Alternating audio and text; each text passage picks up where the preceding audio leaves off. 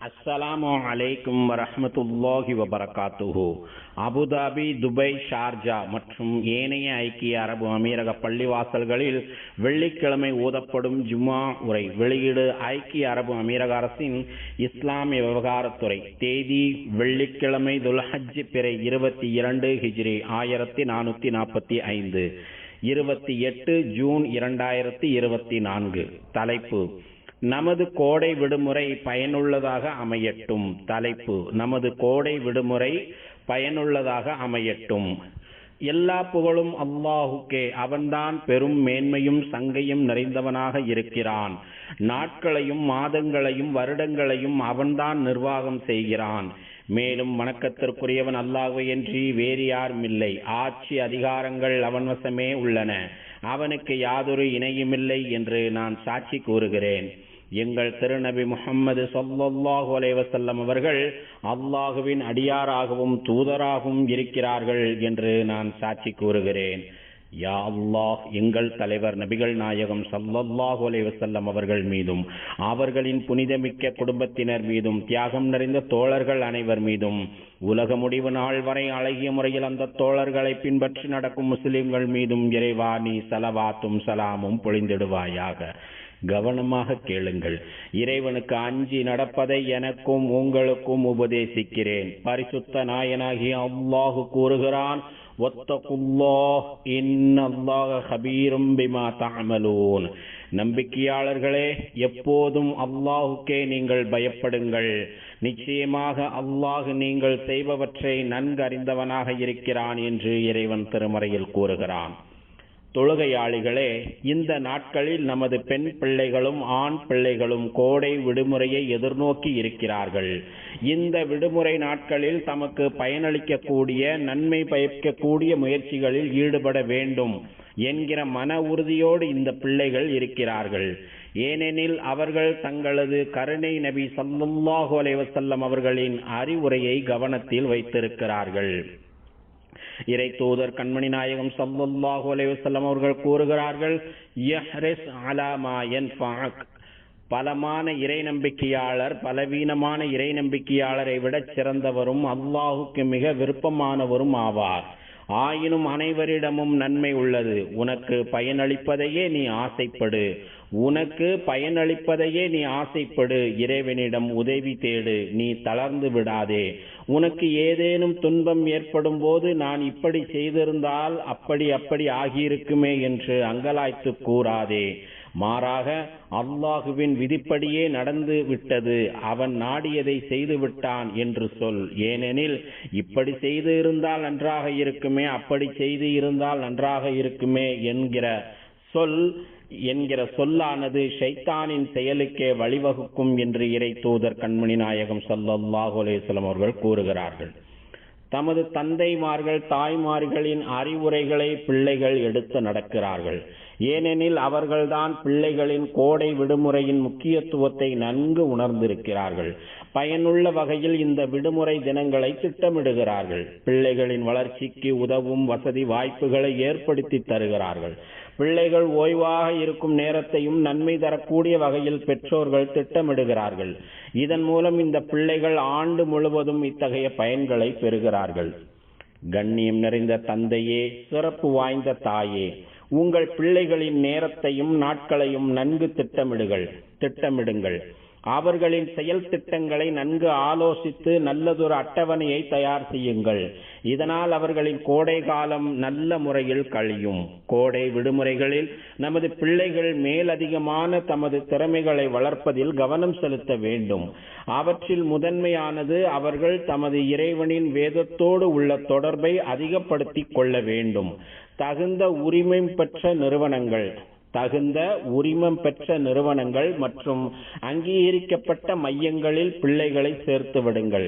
அல்லது அரசின் அதிகாரப்பூர்வ இணையதளத்தில் பிள்ளைகளின் விவரங்களை பதிவு செய்யுங்கள். இதனால் பிள்ளைகள் தகுந்த முறையில் குர்ஆனை கற்றறிந்து கொள்ள முடியும். ஏனெனில் குர்ஆனோடு தொடர்பு உள்ளவர்களை பற்றி இறை தூதர் கண்மணி நாயகம் ஸல்லல்லாஹு அலைஹி வஸல்லம் அவர்கள் இன்ன லில்லாஹி அஹ்லீன மின் ஹல்கிஹி காலு வமன் ஹும் யா ரசூலல்லாஹ் கால அஹ்லுல் குர்ஆனி ஹும் அஹ்லுல்லாஹி வ ஹாஸத்துஹு. கண்டிப்பாக அல்லாஹுவிற்கு அவனுடைய படைப்புகளிலிருந்து உறவினர்கள் உள்ளனர் என்று கூறினார்கள். அதற்கு அங்கிருந்தவர்கள், அல்லாஹுவின் தூதரே, அவர்கள் யார் என்று கேட்டார்கள். அதற்கு அவர்கள் குர்ஆனுடைய உறவினர்கள், அவர்களே அல்லாஹுடைய உறவினர்கள், மேலும் அவர்களே அவனோடு நெருக்கமாக இருப்பவர்கள் என்று இறை தூதர் ஸல்லல்லாஹு அலைஹி வஸல்லம் அவர்கள் பதிலளித்தார்கள். மேலும் அரபி மொழியின் முக்கியத்துவத்தை பிள்ளைகளுக்கு நன்கு உணர்த்தி அதில் தேர்ச்சி பெற செய்யுங்கள். விதவிதமான முறைகளில் திருக்குர்ஆன் ஓதுவதை பிள்ளைகளுக்கு போட்டு காட்டுங்கள்.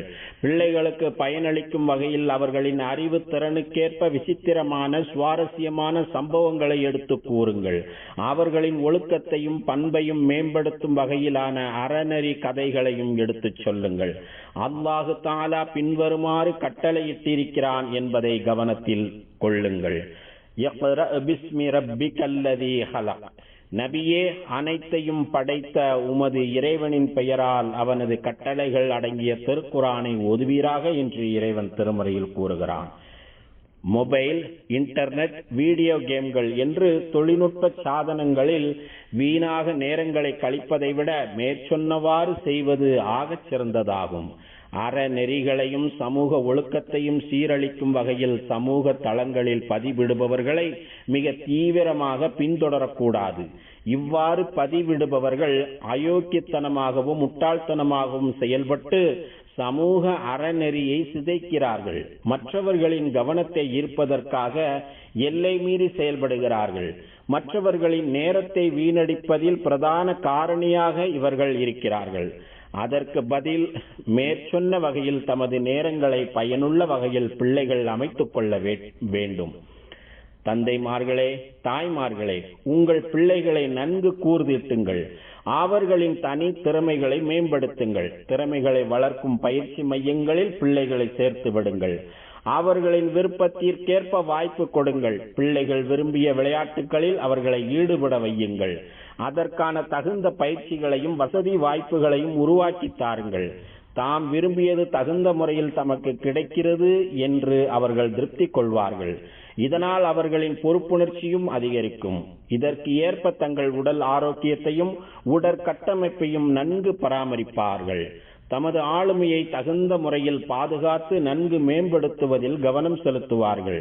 தங்களை நேரடியாகவோ மறைமுகமாகவோ சுரண்டுபவர்களிடமிருந்தும் தமது ஆளுமையை சிதைப்பவர்களிடமிருந்தும் தேவையில்லாமல் தமது தனி உரிமைகளில் தலையிடுபவர்களிடம் இருந்தும் சாமர்த்தியமாக நமது பிள்ளைகள் விலகி நிற்பார்கள். இத்தகைய பொறுப்புணர்ச்சியோடு நீங்கள் உங்கள் பிள்ளைகளை பண்படுத்துங்கள். பிள்ளைகளின் வயது மற்றும் அறிவுத்திறனுக்கு ஏற்ப அவ்வப்போது அவர்களுக்கு நீங்கள் வாழ்க்கை பாடத்தையும் கொஞ்சம் கொஞ்சமாக கற்றுக் கொடுங்கள். திறமைகளை வளர்ப்பதில் மிக தீவிரமாக ஈடுபடுவதோடு சமூக கட்டமைப்பில் இணைந்தே இருக்க வேண்டும் என்கிற அறிவுரையை பிள்ளைகளுக்கு கூறுங்கள். இவ்வாறு அவர்கள் சமூகத்தோடு இணைந்து செயல்படும் போது நிகழ்காலத்திலும் அவர்களுக்கு பயன் கிடைக்கும், எதிர்காலத்திலும் பயன் கிடைப்பதோடு நல்லதொரு அனுபவத்தையும் பெறுவார்கள். யா அல்லாஹ், நீ எங்கள் பிள்ளைகளை பாதுகாப்பாயாக. தந்தைமார்களே, தாய்மார்களே, கோடை விடுமுறை என்பது சொந்த பந்தங்களுக்கு இடையே உள்ள நெருக்கத்தை அதிகப்படுத்துவதற்கான வாய்ப்பாக இருக்கிறது. பிள்ளைகளோடு அதிக நேரம் செலவிடுங்கள். அவர்கள் பேசுவதையும் விவரிப்பதையும் கவனத்தோடு கேளுங்கள்.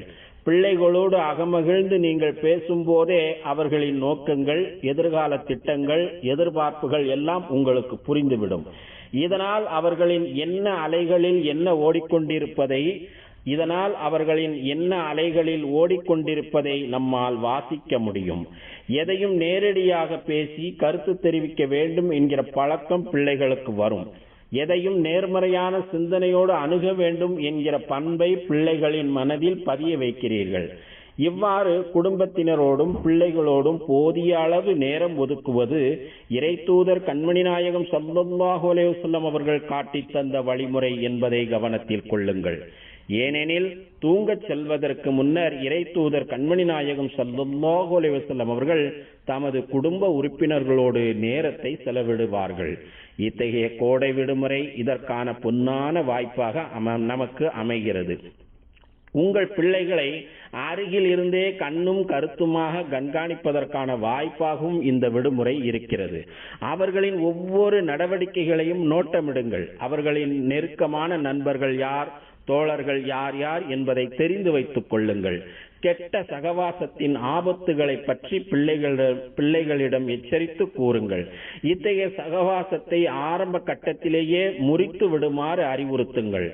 இவற்றை அந்த பிள்ளைகள் செய்ய தவறும் போது அவர்களின் இம்மை வாழ்வு சீரழிந்துவிடும். மறுமை வாழ்வு மிகவும் கவலைக்குரியதாக அமைந்துவிடும். இதோ கெட்ட சகவாசத்தினால் மறுமை நாளிலும் ஒருவனுடைய நிலை எப்படி இருக்கும் என்பதை பின்வரும் வசனத்தின் மூலம் நாம் உணர்ந்து கொள்ளலாம். யா வைலதா லைத்தனி லம் அத்தஹிது ஃபுலானன் ஹலீலா. என் துக்கமே, பாவம் செய்யும்படி தூண்டிய இன்னவனை நான் எனது நண்பனாக ஆக்காமல் இருந்திருக்க வேண்டாமா?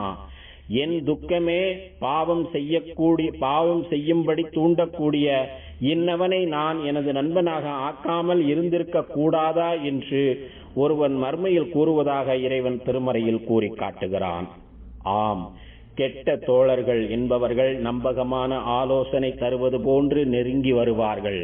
ஆனால் கண்டிப்பாக அவர் வஞ்சகமான எண்ணம் கொண்டிருப்பார். மோசமான தனது இலக்கிலேயே கவனமாக இருப்பார். இத்தகைய மோசமான நட்பு வட்டாரம் கண்டிப்பாக நமது பெண் பிள்ளைகளுக்கும் ஆண் பிள்ளைகளுக்கும் கெடுதலையும் பாதிப்புகளையும் தான் ஏற்படுத்தும். இத்தகைய கெட்ட சகவாசத்தின் பாதிப்புகளை குறித்து நமது ஈரக்குலைகளாக இருக்கும் பிள்ளைகளுக்கு நாம் அவ்வப்போது எச்சரித்துக் கொண்டே இருக்க வேண்டும். இவ்வாறு நாம் செய்வது நமது மார்க்க கடமையும் தேசிய கடமையுமாகும். யா அல்லாஹ், உனக்கும் உனது தூதர் முஹம்மது ஸல்லல்லாஹு அலைஹி வஸல்லம் அவர்களுக்கும் நீ யாரையெல்லாம் பின்பற்றி நடக்கச் சொன்னாயோ அவர்களுக்கும் நாங்கள் முழுமையாக வழிபடுவதற்கு எங்கள் அனைவருக்கும் உதவி புரிவாயாக. அல்லாஹ் தனது திருமறையில் கூறுகிறான், யா அய்யுஹல்லதீன ஆமனூ அத்தீஉல்லாஹ வ அத்தீஉர் ரசூல வ உலில் அம்ரி மின்கும். ஈமான் கொண்ட நல்லடியார்களே, அல்லாஹுக்கு கீழ்ப்படியுங்கள், இன்னும் அல்லாஹுவின் தூதருக்கும் உங்களில் நேர்மையாக அதிகாரம் வைப்பவர்களுக்கும் கீழ்ப்படியுங்கள் என்று இறைவன் திருமறையில் கூறுகிறார். யா அல்லாஹ், எங்கள் தலைவரும் எங்கள் நபியுமாகிய முஹம்மது நபி ஸல்லல்லாஹு அலைஹி வஸல்லம் அவர்கள் மீதும் அவர்களின் புனிதமிக்க குடும்பத்தினர் மீதும் தியாகம் நிறைந்த தோழர்கள் அனைவர் மீதும் ஸலவாத் என்னும் இடேற்றத்தையும் சலாம் என்னும் அமைதியையும் பரக்கத் என்னும் நற்பாக்கியங்களையும் தந்தருள்வாயாக. மேலும் நல்வழி காட்டும் ஹலீஃபாக்களாகிய அபூபக்கர், உமர், உஸ்மான், அலி ரலியல்லாஹு அன்ஹும் ஆகியோர்களையும் சங்கை நிறைந்த அனைத்து தோழர்களையும் அவர்களை தொடர்ந்து வந்த தாபிஈன்களையும் உலக முடிவு நாள் வரை இவர்களை அழகிய முறையில் பின்பற்றி நடக்கும் முஸ்லிம்களாகிய எங்கள் அனைவரையும் நீ பொருந்திக் கொள்வாயாக. யா அல்லாஹ், இந்த தேசத்தின் ஜனாதிபதி மாண்புமிகு ஷேக் முஹம்மது இப்னு ஜாயித் அவர்களுக்கு அனைத்து நல்ல முயற்சிகளுக்கும் நீ உதவி புரிவாயாக. யா அல்லாஹ், மாண்புமிகு ஷேக் ஜாயித், மாண்புமிகு ஷேக் மக்தும் மற்றும் மாண்புமிகு ஷேக் கலிஃபா பின் ஜாயித் மேலும் ஏனைய அமீரக ஆட்சியாளர்கள் உனது பொருத்தத்தை நோக்கி உன்னிடம் வந்து சேர்ந்த காலம் சென்ற ஆட்சியாளர்கள் அனைவருக்கும் நீ அருள் புரிவாயாக. யா அல்லாஹ், எங்கள் தந்தைமார்களுக்கும் தாய்மார்களுக்கும் நீ கிருபை செய்வாயாக. மேலும் எங்கள் இரத்தவழி உறவினர்களுக்கும் யாருக்கெல்லாம் நாங்கள் கடமைப்பட்டிருக்கிறோமோ அவர்களுக்கும் நீ கிருபை செய்வாயாக. அல்லாஹுவின் அடியார்களே, மகத்தான அல்லாஹுவை நினைவு கூறுங்கள். அவன் உங்களை நினைவு கூறுகிறான். அவன் வழங்கிய அருட்கொடைகளுக்கு நன்றி செலுத்துங்கள். அவன் அதனை உங்களுக்கு மேலும் அதிகப்படுத்தி கொடுக்கிறான். தொழுகையை நிலைநாட்டுங்கள். ஸதகல்லாஹுல் அலீம். வஸ்ஸலாத்து வஸ்ஸலாம் அலா ரசூலின் நபியில்